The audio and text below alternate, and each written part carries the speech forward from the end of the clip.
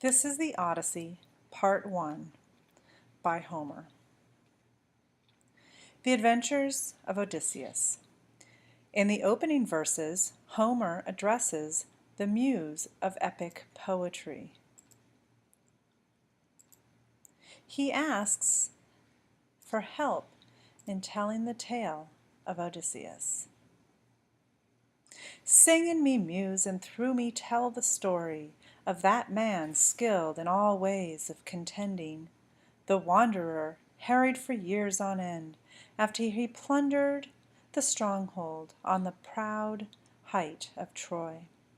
He saw the townslands and learns the minds of the many distant men, and weathered many bitter nights and days in the deep heart at sea, and while he fought only to save his life, to bring his shipmates home.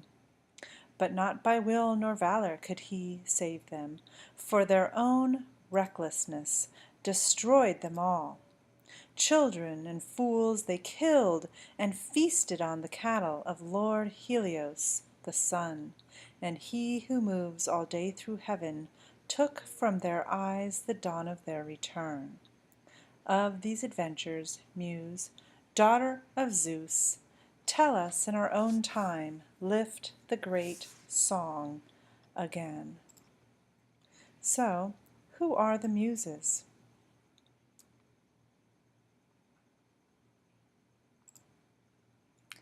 And let's look here at what has happened in lines 10 through 15. Odysseus tries to save his men, but they are reckless.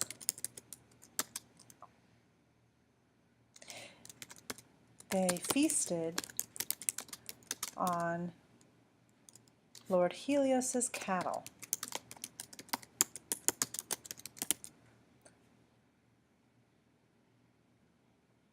In lines 16 and 17, Calliope, the muse to which he is talking, is asked to do what?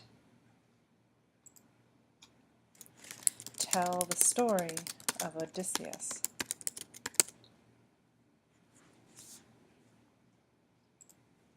Sailing from Troy.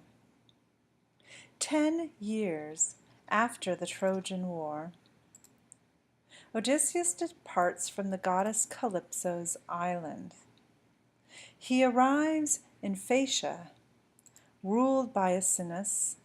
Alcinous offers a ship to Odysseus and asks him to tell of his adventures. Now this was the reply Odysseus made. I am Laertes' son. Odysseus. Men hold me formidable for guile, in peace and war. This fame has gone abroad to the sky's rim. My home is on the peaked sea mark of Ithaca, under Mount Neon's wind-blown robe of leaves, in sight of other islands, Dulcinea, Same, wooded Zathinus, Ithaca being the most lofty in the coastal sea and northwest, while the rest lie east and south. It is a rocky isle, but good for a boy's training.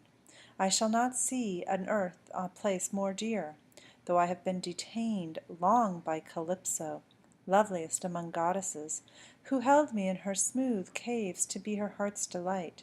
And Circe of Aeneia, the enchantress, desired me and detained me in her hall. But in my heart I gave no consent. Where shall man find sweetness to surpass his own home and his parents?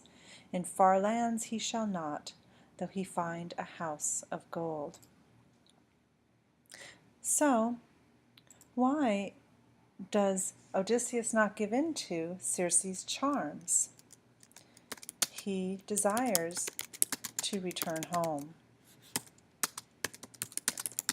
and does not want to stay with Circe.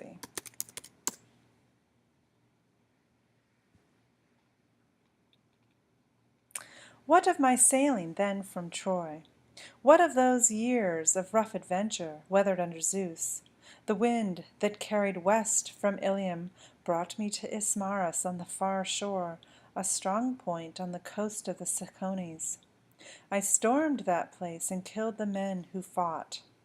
Plunder we took and enslaved the women to make division, equal shares to all, but on the spot I told them, back, and quickly. So, on Ismarus, he stormed and killed the men, enslaved their women, divided the women up, and then told his men to go back.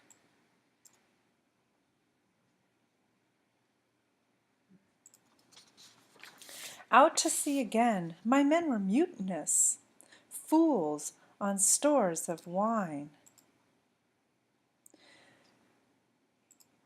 Sheep after sheep they butchered by the surf, and shambling cattle feasting, while fugitives went inland, running to call the arms the main force of Cicones. This was an army trained to fight on horseback, or, where the ground recovered, on foot. They came with dawn over that terrain like the leaves and blades of spring. So doom appeared to us, my dark word of Zeus for evil days. My men stood up and made fight of it, backed onto their ships with lances they kept in play from bright morning to the blaze of noon, holding our beach, although so far outnumbered. But when the Achaeans one by one gave way, 6 benches were left empty in every ship that evening when we pulled away from death. And this new grief we bore with us to sea. Our precious lives we had, but not our friends. No ship made sail the next day until some shipmate had raised a cry 3 times for each poor ghost unfleshed by the Cicones on that field. So when we look at why Odysseus's men are defeated, it's because they are outnumbered. They are ill prepared compared to the other army, because the other army knows how to fight on horseback and knows how to fight on foot.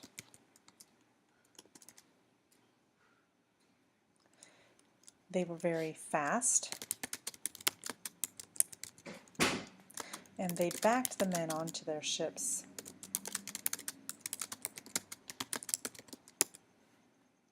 Thus defeating them. The Lotus Eaters.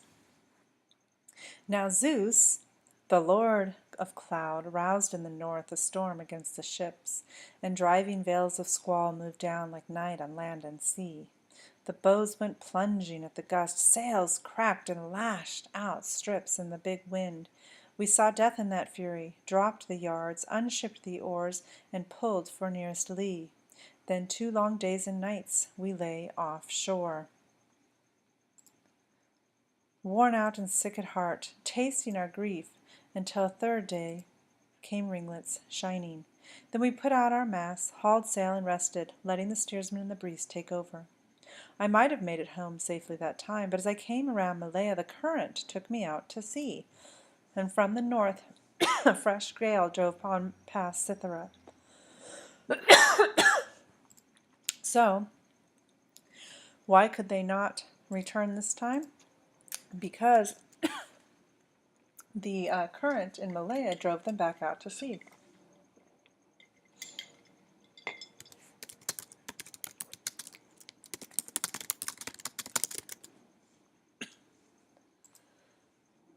"9 days I drifted on the teeming sea before dangerous high winds. Upon the 10th, we came to the coastline of the Lotus Eaters, who lived upon that flower. We landed there to take on water. All ships' companies mustered alongside for the midday meal. Then I sent out 2 picked men and a runner to learn what race of men that land sustained. They fell in soon enough with Lotus Eaters, who showed no will to do us harm, only offering the sweet lotus flower to our friends. But those who ate this honeyed plant, the lotus, never cared to report nor to return.